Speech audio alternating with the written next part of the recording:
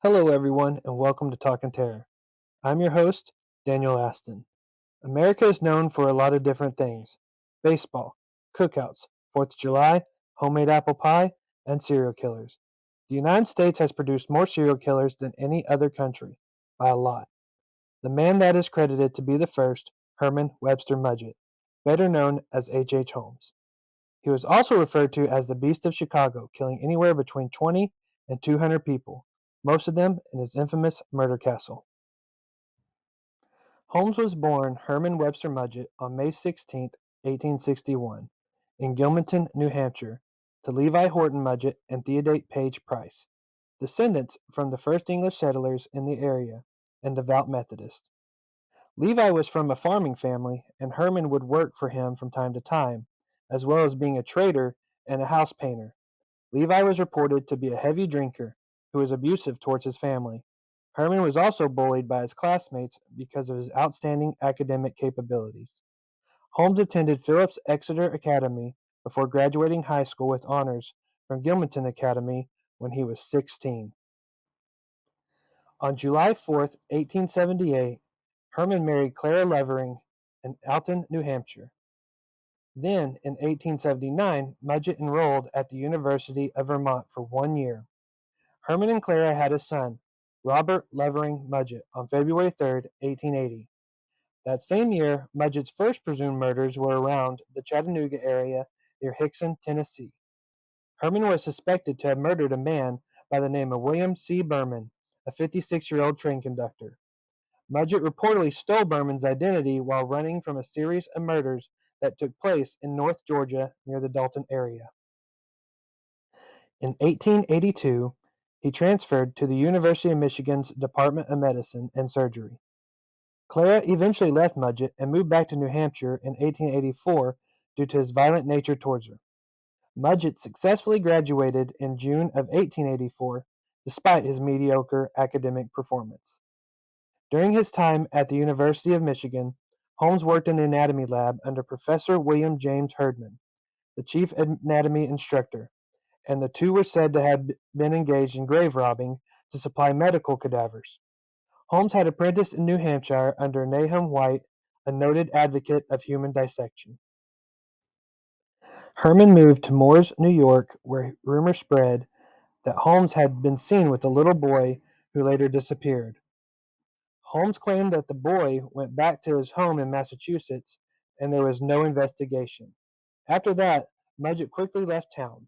Herman later traveled to Philadelphia and was hired as a keeper in Norristown State Hospital, but quit after a few days. Mudgett went to work at a drugstore in Philadelphia, but while he was working there, a boy died after taking medicine from the store. Herman denied any involvement in the child's death and immediately left the city. Herman Webster Mudgett ended up changing his name to Henry Howard Holmes to avoid exposure from any of his previous scams, and there were many, and they included insurance fraud, forgery, swindling, 3 or 4 bigamous marriages, and horse theft. For the sake of time, I'm going to focus on the murder portions of his crimes because there are so many that we can go on for hours. Holmes moved to Chicago in August of 1886, where he met the drugstore owner Elizabeth Holton, who gave him a job. Holmes was a hard-working employee and eventually bought the drugstore. Also in 1886, H. Holmes married a woman named Myrta Belknap, while still being married to Clara.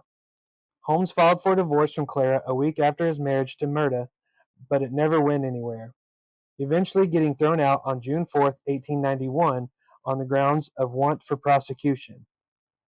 In 1887, Holmes bought an empty lot across the street from the drugstore and started construction on a 2-story mixed-use building consisting of apartments, retail space, and a new drugstore on the first floor. In 1892, Holmes added a third floor, telling investors and suppliers he intended to use it as a hotel during the upcoming World's Columbian Exposition. The building would later be nicknamed the Murder Castle.